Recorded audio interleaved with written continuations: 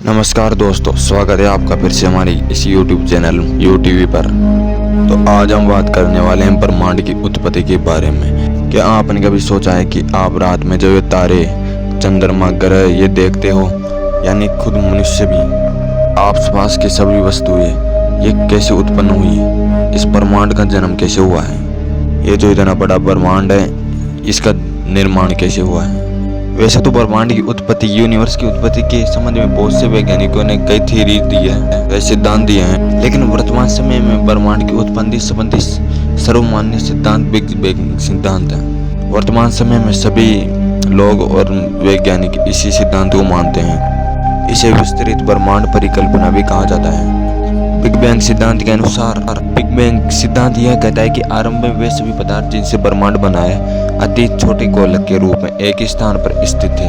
मतलब कि आज जब हम भी जो सूर्य, तारे ये देखते हैं, गैलेक्सी सब यानी पृथ्वी सब, वो पहले एक ही स्थान पर एक परमाणु के रूप में संगठित थी, जिसका आयतन अत्यधिक सूक्ष्म और तापमान और घनत्व अनंत था। ब्रह्मांड अनंत है तो उसका तापमान और घनत्व अनंत ही होगा। बिग बैंग की प्रक्रिया में इससे अति छोटे गोलक में भीषण विस्फोट हुआ, यानी कि एक ब्लास्ट। आपने एक पटाखे को फूटते हुए देखा होगा।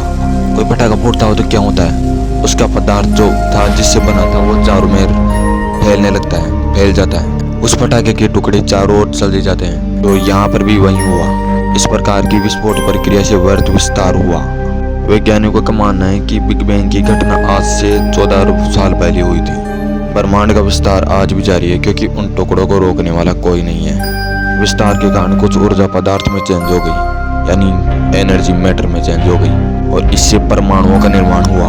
विस्फोट के बाद 1 सेकंड के अल्पांश के अंतर्गत ही वृत्त विस्तार हुआ, यानी कि मिली सेकंड में। इसके बाद विस्तार की गति धीमी हो गई, जैसे कि सभी विस्फोटों में होता है। बिग बैंग होने के 3 मिनट के अंदर ही एक परमाणु का निर्माण हुआ था, पहले परमाणु का।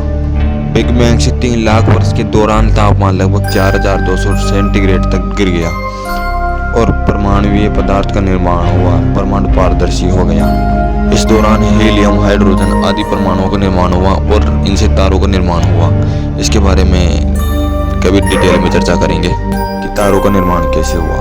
यह जान लेते हैं कि तारों का निर्माण हाइड्रोजन व हीलियम गैस से हुआ था। ऐसे करके उन परमाणुओं में ग्रेविटी के कारण आपस में जुड़ने लगे हुए और फिर इस ब्रह्मांड का निर्माण हुआ। गैलेक्सीज का निर्माण हुआ, तारों का, ग्रहों का, उल्कापिंडों का इनका निर्माण हुआ। आज का ये ब्रह्मांड अस्तित्व में आया। ब्रह्मांड का विस्तार आज भी जारी है और आगे भी होता रहेगा। ब्रह्मांड में विस्तार का अर्थ है आकाश गंगाओं के बीच की दूरी का विस्तार होना। तो दोस्तों, अब सवाल यह है कि वैज्ञानिकों को कैसे पता चला कि बिग बैंग के बारे में ये घटना हुई थी। तो इसका कारण यह है कि साल 1929 में एडविन हबल ने, एक वैज्ञानिक है जिसने प्रमाण दिए थे कि ब्रह्मांड के विस्तार के बारे में प्रमाण दिए थे। उन्होंने कहा कि समय के गुजरने के साथ आकाशगंगाएं एक दूसरे दूर जा रही है, और इसका मतलब यही है कि ऐसा केवल एक विस्फोट में होता है। तो इस बिग बैंग सिद्धांत का यहीं से उत्पन्न हुआ था ये।